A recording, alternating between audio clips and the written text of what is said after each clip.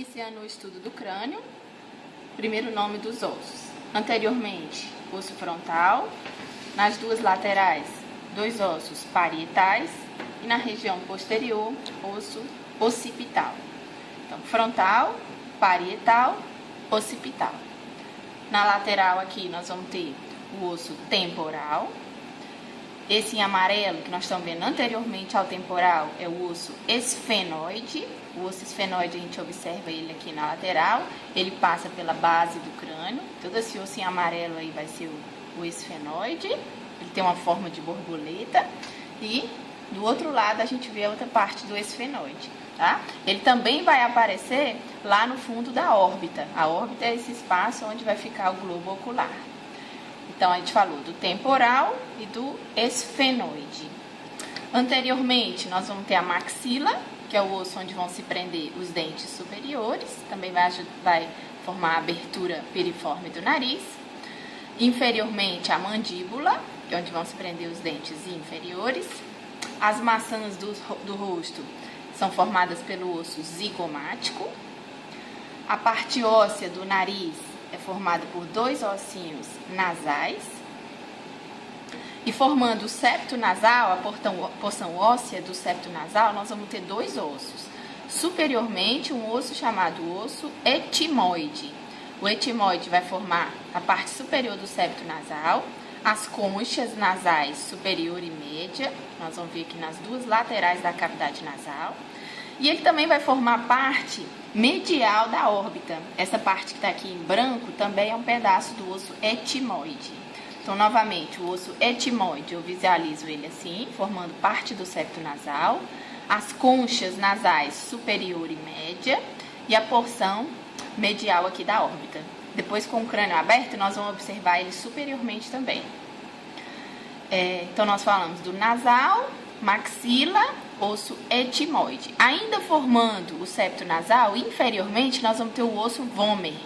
O osso vômer a gente vê na porção inferior do septo nasal. Podemos observar ele nesse ângulo anterior, ou, se eu observar pela base do crânio, aquele ossinho que está ali, ó, dividindo a cavidade nasal em duas porções, formando parte do septo nasal, também vai ser o vômer.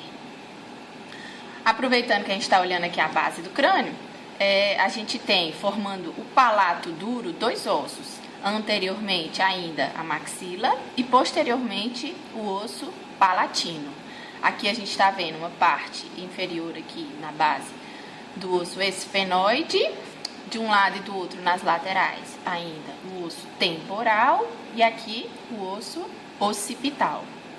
O osso occipital tem essa grande abertura, que é o forame magno, onde a gente vai ver aqui a transição da medula espinhal com o bulbo. E nas laterais do forame magno, a gente vai ver duas superfícies articulares. Essas duas estruturas são chamados côndilos occipitais. Os côndilos occipitais vão servir para articular com a primeira vértebra cervical, o chamado atlas, formando uma articulação chamada articulação atlanto-occipital. Observando o osso temporal, aqui nessa região aqui do osso temporal, nós temos uma estrutura que lembra a forma de uma mama, daí o nome dele, é o chamado processo mastoide do osso temporal. Nós vamos ter o processo mastoide e essa outra porção dele que é bem fininha, que lembra a forma de uma estaca, que é o chamado processo estiloide. Então nós vamos ter processo mastoide e processo estiloide do osso temporal. Também no osso temporal a gente observa uma abertura. Essa abertura é a abertura externa da orelha. É chamado meato acústico externo, por onde as ondas sonoras vão entrar, até alcançar a membrana timpânica. Então falamos do osso temporal, osso zigomático, maxila, mandíbula, formando o septo nasal, etimoide e vômer. As conchas nasais inferiores são ossos à parte, elas não fazem parte do etimoide. Somente as conchas nasais superior e média são parte do osso etimoide. Observando a órbita, nós temos ainda aqui na porção medial da órbita o osso lacrimal, que vai ter um canalzinho chamado canal lacrimal, onde vai ficar lá dentro o saco lacrimal, por onde vai descer a lágrima. Então, vamos repetir novamente o nome de todos os ossos para finalizar aqui.